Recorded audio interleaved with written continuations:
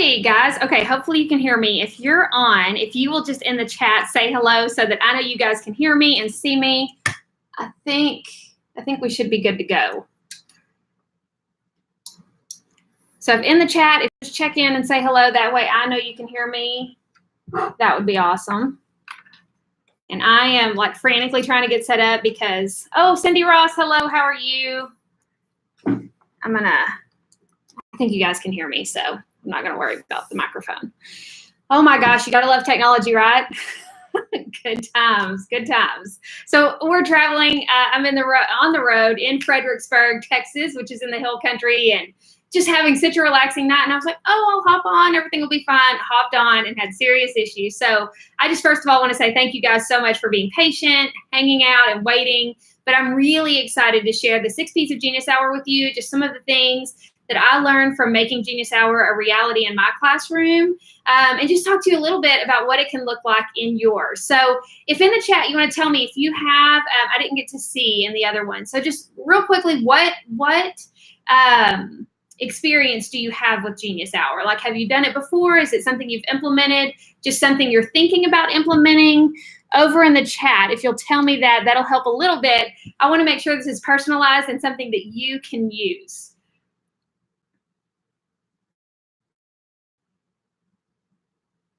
I'll give you just a minute. And while you do that, I'm going to talk a little bit about my Genius Hour, thinking about implementing, okay? A little bit about my Genius Hour story. For those of you that don't know, I was in a gifted and talented classroom my last 4 or 5 years in the classroom. Now I'm a digital innovation specialist and get to travel and help teachers everywhere, which is so exciting. I enjoy what I do. But when I was in the classroom, what I was doing in the classroom, I realized was not meaningful for my students. And some of you have probably heard this story, but I realized very quickly that they weren't connecting to what I had always done. And I always say I was a very comfortable, complacent teacher. Like, I was very traditional.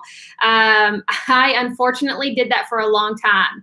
And then there was this one day where I realized what I had always done wasn't working anymore. And I had to make a major shift in my mindset. And so in doing so, I had to come up with something that was going to push me out of my comfort zone. And for me, that was Genius Hour. I connected with Don Wettrick and AJ Giuliani and all of the amazing Genius Hour people that I now am blessed to call my friends.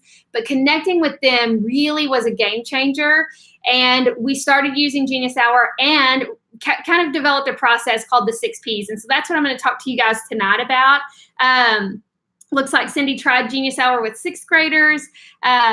Determined to make it work. Okay. And that it said your students were meh about it. Yeah, that's very common. I think that's one of the misconceptions about Genius Hour is that, oh, I'm going to let my students pursue their passions. They're going to be so excited. This is going to be so much fun. And the reality is oftentimes it is different. They're just as uncomfortable as you are.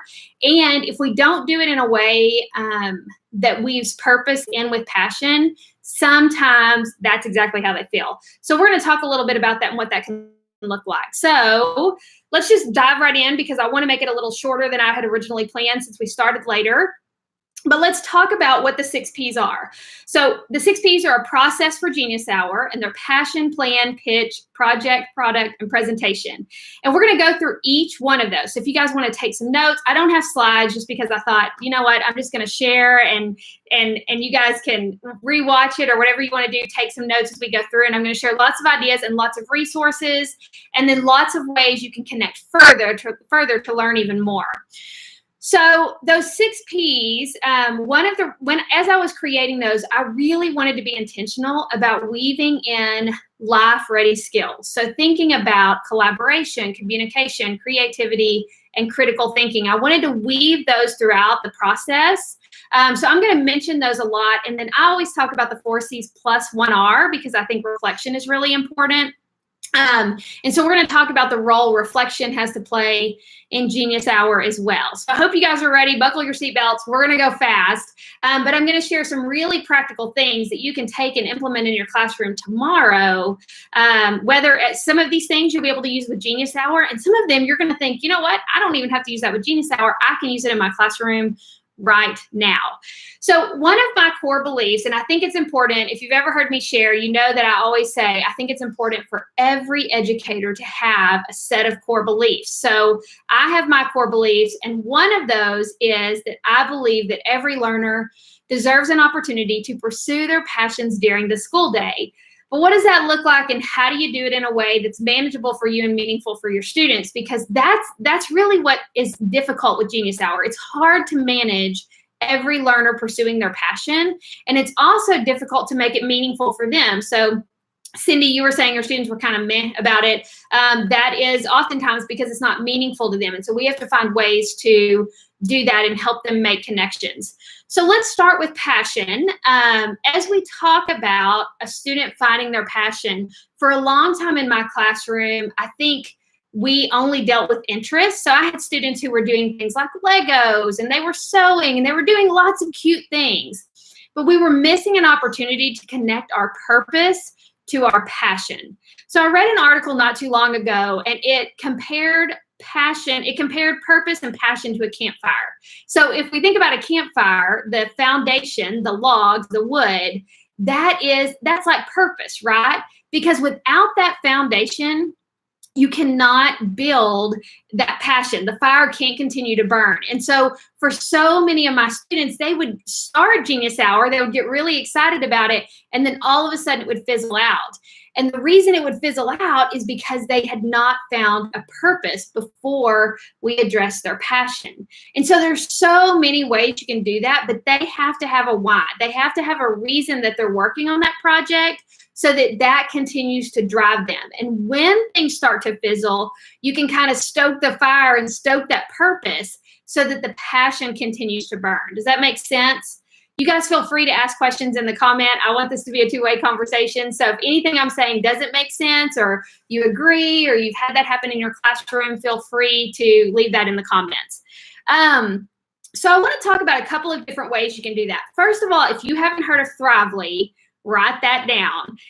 Thrively is an amazing tool that you can use to help your learners figure out what they're interested in and what their strengths are. So Thrively is, like I always say, when I was in school, we took an aptitude test to tell us what we were going to be when we grew up. Thrively is that for this generation, but instead of telling them what they're going to be when they grow up, it tells them what their strengths are, what they're interested in, and kind of what they might want to pursue. And then they get to kind of learn from that, watch some videos about that passion or that interest, and learn more about it. So Thrively is really easy to use. You go on and you set up your class. You give them a code, they log in, and they take that strengths assessment. And that's completely free, the strengths assessment. And then you as a teacher get a dashboard with all of your students' names. And then you can flip over these cards, and it'll tell you what their interests are, what their strengths are. Just a really great tool. And I think it gives students a little bit of self-awareness, because oftentimes when you ask a kid at school, what are you interested in or what are you passionate about? They're like, I have no idea. And it's really weird that you're asking me that here at school. That's not how we play school, right? Just give me the worksheet. But we want to move them into kind of being in that uncomfortable space so that they're willing to drive their own learning.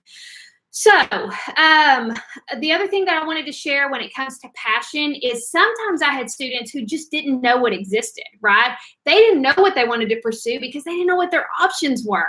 I had students who had never left our small community. I taught in a very rural community, and I had kids who had never left that area. They had not been exposed to much at all.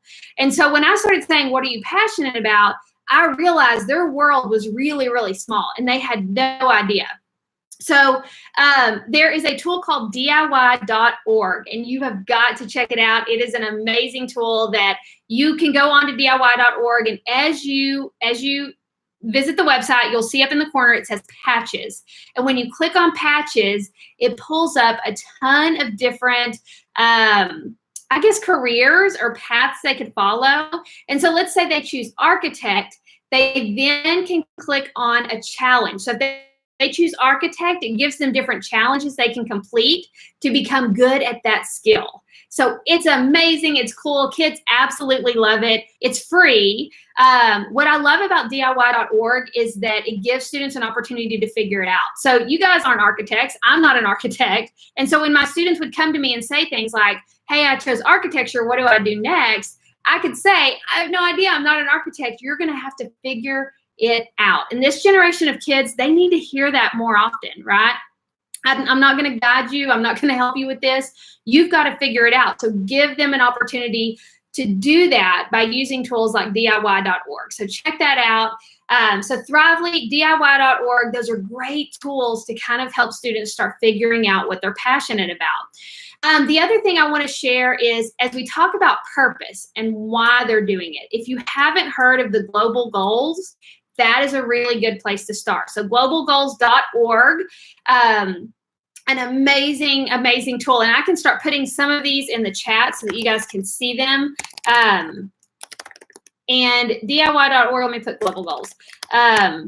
Globalgoals.org. So it is 17 goals that were identified by the United Nations as goals that need to be addressed so that we can create a better world by 2030. And so such a great opportunity for students to connect whatever it is that they're passionate about, whatever they want to create, to a global goal.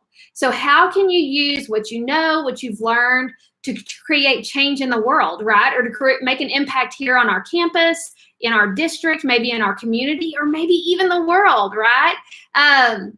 So check those out. They have the posters you can print off for free, completely free. So I always say, print off those global goals posters, hang them up in your classroom, and then just ask your kids, hey, which one of those goals is something that bothers you, right? And so those are really cool ways to connect purpose and passion. Does that make sense? If you guys have any questions about passion, go ahead and drop those into the comments. I know that is a big piece of Genius Hour. And if you miss an opportunity for kids to really figure out their passion by identifying their purpose, that's oftentimes when the fire kind of fizzles out and they lose focus or they lose interest. Does that make sense? Okay, so we're going to go ahead and move on. You guys feel free to ask questions because I'm watching the chat, and Carrie Espin is here with me as well. She's watching the chat too so that we can answer questions. Yes, definitely secondary friendly. All of those tools, Thrively, DIY.org, and Global Goals, very secondary friendly. Okay, so now let's talk about planning, because once they figure out what they're passionate about and what their purpose is, now it's time to think about planning. Now, if they're going to skip any step, this is going to be the step they want to skip, right? Because planning, it's not important. But it's important that we help them understand what purposeful planning looks like and why it is important. So I'm going to be completely transparent and tell you guys, I stink at planning. Anybody who knows me will tell you I like to jump right in. I'm a risk taker. I'm willing to try anything. But sometimes when I don't plan it out, it doesn't end well. So sharing that with your students and helping them understand that importance of planning is a good thing to do. So when students plan their projects, they need to think about a couple of things. What materials do I need? How long do I think this is going to take? And who is my outside expert going to be? Now, they're not talking to their expert here, but they are starting to think about who would my outside expert be. So when they think about how long it's going to take, that's just, I mean, you're not asking them to give you an exact date. Just, are we talking about 3 weeks? Are we talking about a month? Are we talking about all year? And for my kids, we did it in a way for a long time where it was, you guys are going to do a project each semester. Well, that doesn't really work out because I had students who needed longer than a semester and they ended up not getting to finish their project, which wasn't fair. And I had students who finished their project really quickly and then didn't have anything else to work on. So they were just kind of messing around in class, pretending to do work when they weren't. So for me in my classroom, and I know so many people do it differently, I did not give my students a timeline for their Genius Hour projects. I didn't dictate that. I said, you guys tell me how long you think it's going to take. And because the 6 Ps is a cycle, and I'll show you guys where you can kind of find that bulletin board and see what that looks like. But because Genius Hour was a cycle, they were able to just, once we got to presentation, they just started back over at Passion. So it didn't matter how long it took. They always had a project going. So hopefully that makes sense. So how long is it going to take? What materials are you going to need? So are you going to bring materials from home? Do we need to ask for donations? Do I have some things in class that you can use? Thinking about that. And then what I want to spend some time on here is talking about outside experts, because as we think about that, for me, that's what made Genius Hour really meaningful. And for my students as well, I think most of them would tell you that that was the most meaningful part of Genius Hour for them, was connecting to someone beyond the walls of our classroom and figuring out what that looked like in the real world, right? So just an example, and I share this example all the time, but I had a student who was writing a digital book about dolphins, and she wanted to connect with SeaWorld. And I'll be honest with you guys, when she told me she wanted to connect with SeaWorld, I was like, that's a lofty goal. I'm pretty sure SeaWorld is busy and we're not going to be able to connect with them. But y'all, we emailed SeaWorld and within 30 minutes had a response back. 2 weeks later, we connected with them. So this is one student in a rural district. I always say we were on a janky teacher website with a $20 webcam, nothing fancy. We hop on the call, and I get so excited about it because it was so cool. So we hop on the call, and SeaWorld has their iPad out at Dolphin Cove, and any questions she had about those dolphins, they had the dolphins do whatever they had to do to answer that question. So in other words, if she said, what does a dolphin's tooth look like? They would zoom into the dolphin's tooth, and they would feed him a fish and zoom into his teeth, and we would get to see his teeth. If she wanted to know how fast the dolphin could swim, we would watch the dolphin swim across Dolphin Cove.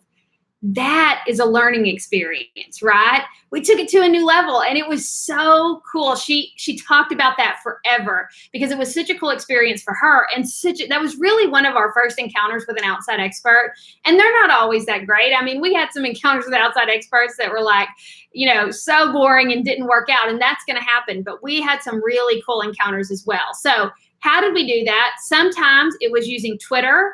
If you use #GeniusHour, you can connect with experts that way. Those of us that are on the hashtag and share out, amazing people are there. We'll retweet, and then you can often find experts that way. You can also find experts by using a tool called Nepris. So if you haven't heard of Nepris, Nepris connects outside experts to your classroom. So you go on and you tell them who you want to connect with, when you want to connect with them, and then you even tell them what standards, and we're going to talk about the standards in a little bit, but what standards you want that outside expert to kind of weave in, and they do so. So I'm a big fan of Nepris. It's one of the few tools that I share that are not free. You'll have to go on. I don't know exactly how much it is, but it's an amazing tool, and it makes it really easy to find outside experts. Now, if you don't want to pay money, or your school isn't having that, or you can't do that, we also created a Help Wanted wall, and I'm going to drop the link to that in the chat. I think this is going to be the right link, and you guys can go on and check that out. But we just created a Help Wanted wall in Padlet. And on that Padlet, my students would post just like a bulletin board, right? You guys remember when we were in college and you would see the bulletin board where they were looking for help or they were looking for a roommate? That's what this was, except it was digital so we could share it with the world. They would post what their project is, what they were looking for in an expert, and then we attached a Google form to it. So you can go on and see that Google form, and you're welcome to copy it. If you want me to send you a copy of it, you can email me. I'll share all of that information at the end.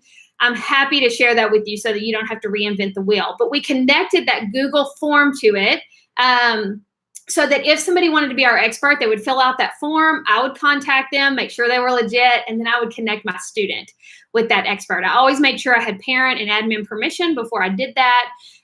But it was huge, and it was so easy because we just shared the link to that Padlet. We shared it on Twitter. We shared it on Facebook. We shared it with the department heads of our local colleges, so Baylor University. We shared it with a community college, and we had a technical college.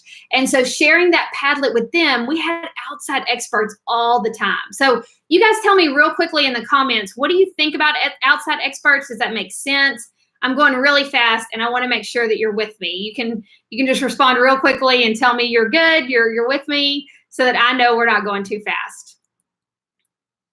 I'm going to keep talking just so that we don't run out of time.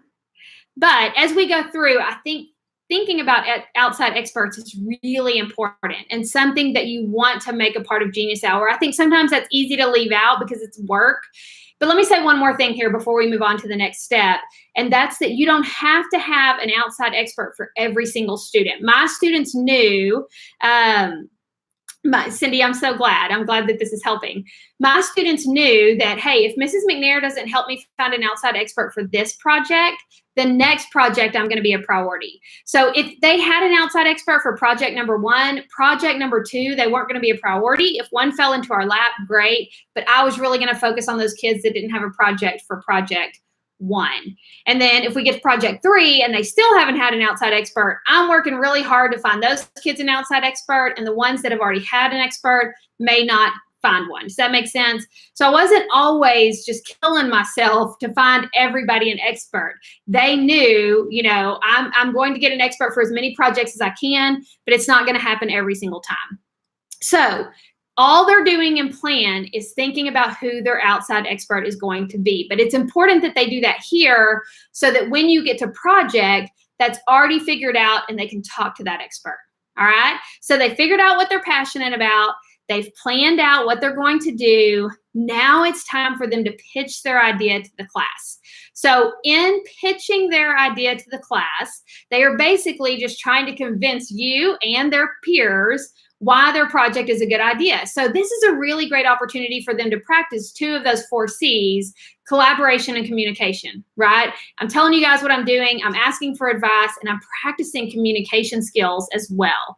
And so you can do pitching a couple of different ways. They can pitch live, Shark Tank style. I did always suggest to my kids to watch Shark Tank so that they knew what a good pitch looked like, and to even take notes and understand what a good pitch looks like and what a not good pitch looks like, right? You guys watch the show, pay attention to the ones that are that the sharks really get excited about and are interested in. And what was it about that pitch? Was it that they had props? Was it that they were passionate? What was it? So they had to use a little critical thinking as well. And then, so they can pitch Shark Tank style, which I think is a very cool idea. But I also think I've had so many teachers over the years come and say, Andy, I love that idea. I just don't have time for all of my kids to pitch. I don't have a day to give them. And so I don't think it's a bad idea to have them pitch on Flipgrid. And we're going to talk about at the end the role that Flipgrid can play in Genius Hour. But as far as pitching goes, if you haven't seen Flipgrid, first of all, you've got to check it out. It's free now because Microsoft acquired the company. And so they're absolutely free. But your students could hop on, pitch their idea. And then when your learners have extra time, they finish their work early, or they've already mastered what you're teaching, they can hop on Flipgrid, watch the different pitches, and give feedback. So they can watch the videos of the pitches and then record a video saying, hey, here's what I liked about this. Here's what I didn't like about it. Here's what I would do differently. Here's what I suggest. Does that make sense? So Shark Tank style or Flipgrid. Yes, I love that Esmeralda was thinking the same thing. It's definitely a great way to do Genius Hour. We're going to talk about that towards the end, how you can really set up a Flipgrid specifically for Genius Hour, which is awesome. All right, so pitching their ideas.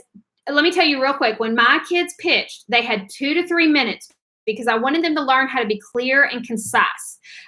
You're dealing with a generation who has an attention span of 8 seconds. They don't want to sit through long pitches, neither do you. So it's important to give them a time. You may say 3 to 5 minutes. Mine were 2 to 3 minutes, and they had to share their KWH. What do you know? What do you want to know? And how are you going to find out? So 2 to 3 minutes, share those things, Shark Tank style or on Flipgrid. That's how they pitched. And then after they pitched their idea, they kind of got their stamp of approval. Sometimes we would say, you know what? We don't think this is a great idea. We don't know how it's going to work out. But they would say, you know what? I want to do it anyway. And they would. And sometimes they would prove us wrong. They would prove me and their peers wrong. Sometimes they would realize we were right. And for me, because I taught gifted learners, any chance those kids had to fail or struggle, I was all in because they needed that. Because so often at school, those kids breeze through elementary, breeze through middle school, breeze through high school, aren't given an opportunity to struggle. And when they get in the real world and experience that first failure or that first struggle, they have no idea how to react to that.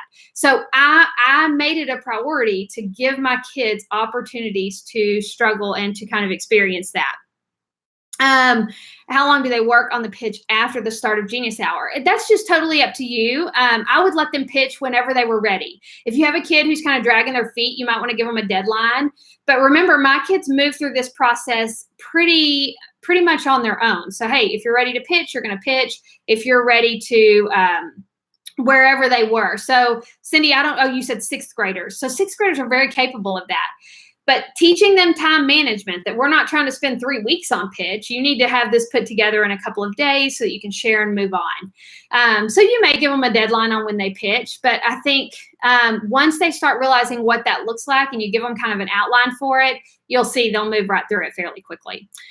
So after they pitch, this is when they get to get after it, right? Now it's project time. It's time to get your hands in there. This is what they love, this is what they've been waiting for. And so now it's just you getting out of their way and letting them get after it. Now, here's where the 6 Ps come in really handy. Because without the 6 Ps, and I'll tell you because I did Genius Hour without the 6 Ps for a while, without the 6 Ps, I spent a lot of my time managing Genius Hour. In other words, kids would come to me and say, okay, well, I did this. What do I do next? Or I don't know what to do now. What do I do? And so I found myself exhausted because I was trying to manage 30 different projects. It's impossible. That did not work well for me. But when we kind of developed the 6 Ps and that became a reality, I was freed up because of the system that I had set up.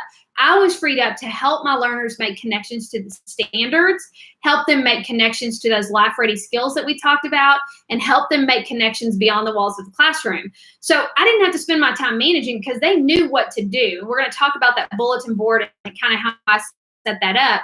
But they knew what to do. They didn't need me for that anymore. And so I was able to have real conversations and create relationships with them, which is what should be happening. So I think that as they're working on their project, it's important to do a couple of things. One, they need to document their learning, right? They need to think about what math did I use today? What science, what social studies, what ELAR?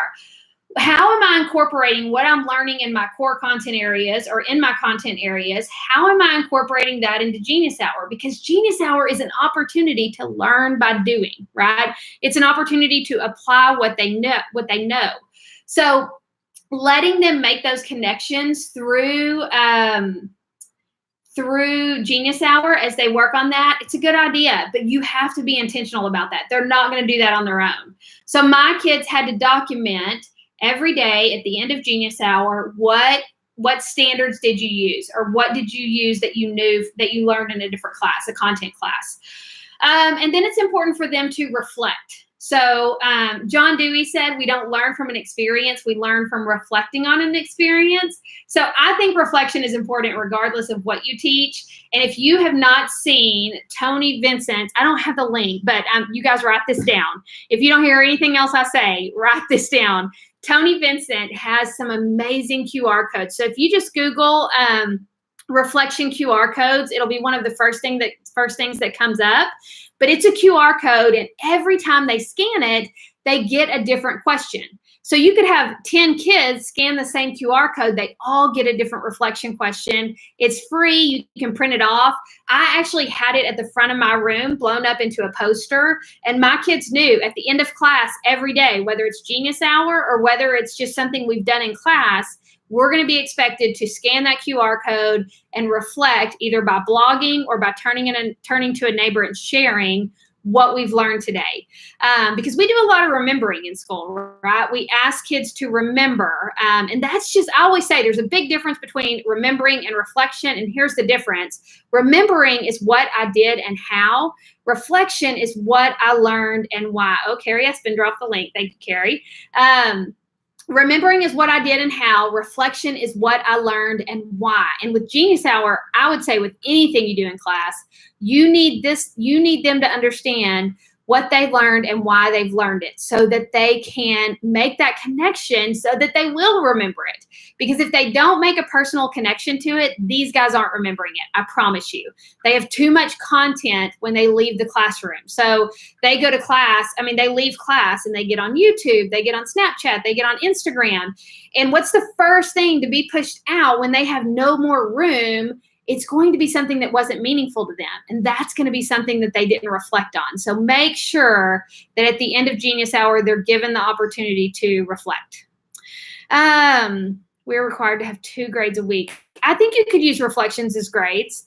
I think that's probably the best way to grade Genius Hour. You don't want to grade a Genius Hour project, because how do you grade somebody's passion, right? I'm going to give her passion an 85. That's a terrible idea. But I think grading their reflections is not a bad idea. I think that's one way to do that for sure, Melody. Okay, so they've worked on project. Let's say they've been working on their project for a few weeks. They're finished. They're ready to wrap it up. They're going to create a product. Now, for a long time, I've talked about products in a way of, what did you create? What did you make? But I think that you could take it to a new level. Remember, we talked about purpose. So when you think about product, it's not just about what did you create or what did you make. It's about what impact did you make or what change did you create. So it doesn't have to be a tangible something. It can be as easy as, what impact did you make? What did you do, right? Because that's what we want them working toward. I think it's important with Genius Hour to always remember it's about the process, not the product. I have had teachers send me messages and email me or call me and say, I don't know what to do. This kid doesn't have a product. What do I do? We're doing a showcase. You let that kid share their failure, and you let them talk about what they've learned through that, because that was still a learning opportunity. And if we continue to make failure about grades and about test scores, and we don't let them see it as an opportunity to learn and grow, we are missing a huge opportunity. Because in real life, failure is an opportunity to learn and grow, right? Would you guys agree with that? So if we don't let them see it that way, we're setting them up to just see things in a way that isn't the reality. So making failure that opportunity is a good thing to do with Genius Hour. So don't panic if they don't have a product. Realize it was always about the process. It was never about the product. If they have a great product that is amazing, let them share the heck out of it. One of the other core beliefs that I have is that all students should be given the opportunity to share their work with the world. And with Genius Hour, that is absolutely true. They are used to having an audience. So if you don't let them share it out, they wonder, what in the heck did I do this for? So it's important to let them share their products out. And I had kids who created digital books on Book Creator. Sometimes we did websites. If your students are going to make websites, I would let them use Weebly for education, not just Weebly for education, so that you can control some of that. Sometimes they created video games on Scratch. Just so many different things. I had 2 students who organized and ran a 5K for our community to raise money for animal shelters in our community. It was amazing. They learned so much. You can imagine the math that they used as they measured out the 5K and the communication skills that they had to use as they called the city to find out what this was going to look like. But their product was the 5K. So we had to video, take pictures. It wasn't really something tangible. It was an event. Does that make sense? So after they work on their project, they create that product, but help them consider it's not just about what can I create or what can I make. It can be about the impact that they create or the change they make, maybe around one of those global goals that we talked about. Okay, so finally, as we start to wrap up, presentation. So after they've gone through all of these things, now it's time to present. Now, presentation is very similar to pitching, right? They're still practicing those collaboration, communication skills. But when they present, remember when they pitched, they shared their KWH. What do I know? What do I want to know? And how am I going to find out? When they present, same rules apply, 2 to 3 minutes, 3 to 5 minutes. We're keeping it clear and concise. But you're going to share your LAQ. What did I learn? What action did I take? And what questions do I still have? So you're giving them and they can share other things. If they can fit it into that time frame that you give them, you're welcome to share whatever you want about your project. But you have to tell me, what did you learn? what action did you take, what did you do, and what questions do you still have, so that they realize you probably didn't learn everything about it, and you probably still have questions, and that's okay. So then they can present, and they can present on Flipgrid as well, just like they pitched. Does that make sense? Okay, so you guys comment real quickly. Tell me what you think about the 6 Ps. Does that make sense? What do you think about kind of the process and what it looks like?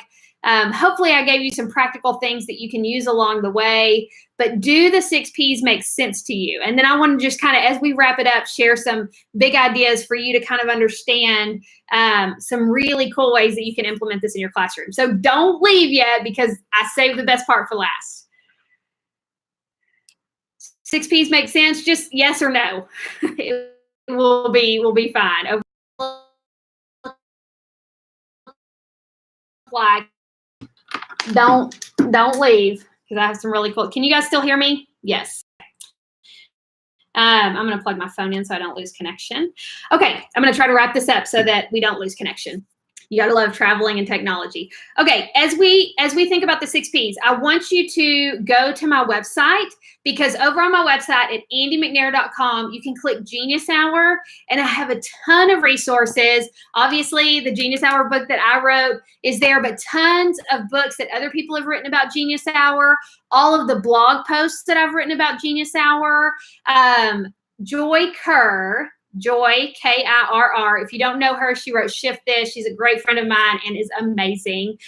Joy actually has a live binder that she's created with everything you ever need to know about Genius Hour. So if you just Google Joy Kerr's live binder, it's going to be the first thing that comes up. And I'm telling you, it is a little bit overwhelming, but it is full of anything you would need to implement Genius Hour. So check that out. But again, andymcnair.com, click on Genius Hour, and you'll see everything, links, blog posts, all of the things that you need to know about Genius Hour can be found there. I actually also have a picture of my bulletin board that I had.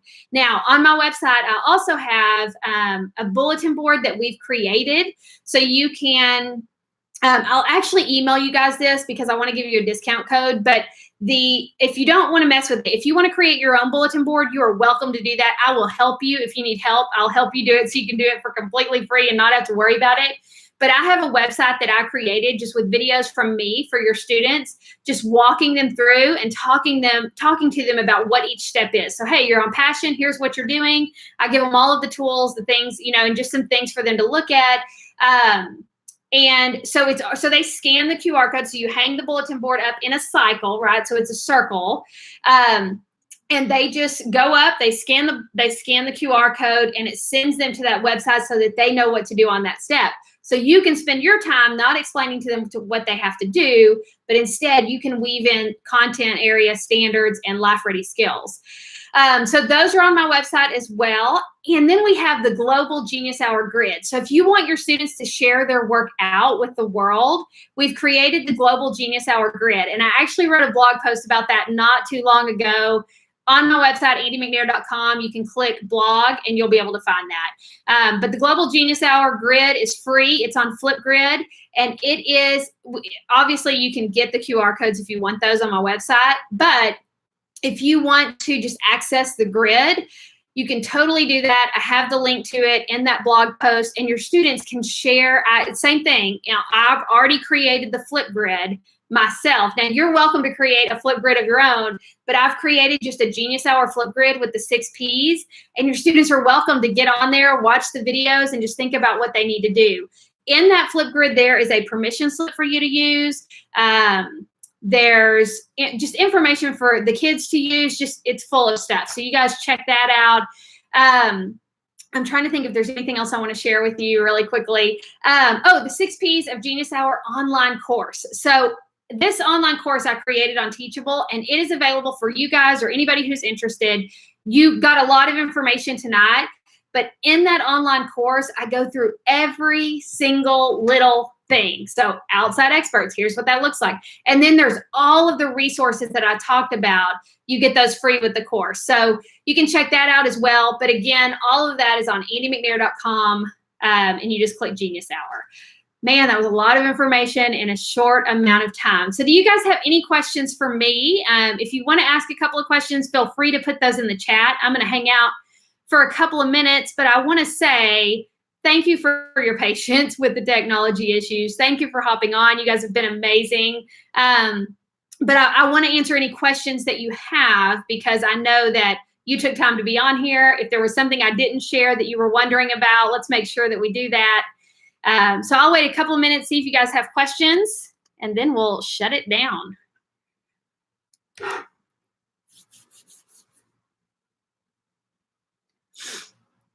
Okay, I'm trying to be patient. Terrible wait time. I'm terrible at it.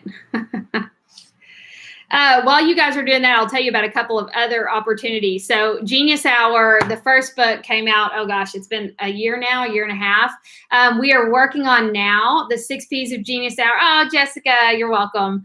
It was so good to get to talk to you. The 6 P's of Genius Hour. So along with this book, we are working on a resource book now. So that'll be out in November. And I'm so excited about that. Some surprises in there. I'm going to try not to give away too much, but what I will tell you is that there's a game board involved. And I'm really excited about sharing that out with you guys, because it is a really cool way to weave in those life-ready skills and content areas that we talked about. So we've kind of gamified the process. Again, that'll be available in November. So it seems like a long way away, but it's not that far. So I'm excited about that. So kind of the sequel to Genius Hour. And then A Meaningful Mess just came out in May. You guys can check that out. We'll be doing a book study on that, which I'll send you all of this information in an email so that you don't have to remember everything that I've said. How early in the year is too early to start with students? Oh my gosh, I don't think there is a too early. I think you hit the road running. You can send that permission slip that I told you about home at the beginning of the year with your beginning of the year packet, the things your parents have to sign, and just, I say start right away. I don't think there is a too early. It's a good question. Genius Hour and RTI. Okay, is that RTI, Melody? Is that what you're talking about? Are you talking about like students who struggle and Genius Hour, what it looks like with them? Is that where we're going with that? Clarify just a little bit and then I'll come back to it. What other ways can students share their work? I like Flipgrid, but what else is out there? They can share their work on Twitter. My students were not allowed to share their last names or what school they went to, but they had a blog that they shared, and we shared that out with the world. You could create a website where you share out your students' projects. Flipgrid, oh my gosh, there's so many different ways for them to share, so many options. So I think either a website, Flipgrid, or sharing their work on social media. Okay, Melody said yes. So one of the things, and I'll be honest, oftentimes I speak at a lot of conferences and travel a lot and talk to school districts, and so many times I get asked to talk to gifted and talented teachers, or I'll go visit a school and they'll say, oh, we're doing Genius Hour. And I'm like, oh, it's so exciting. Who gets to do Genius Hour? Oh, we do Genius Hour during our intervention time. And the kids who don't need intervention get to do Genius Hour.